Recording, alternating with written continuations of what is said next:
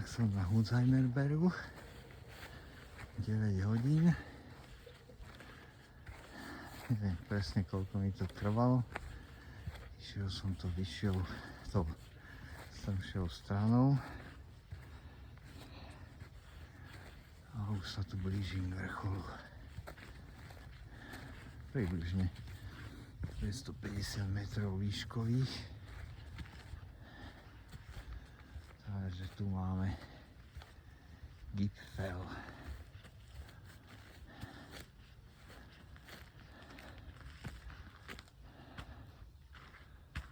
Tak.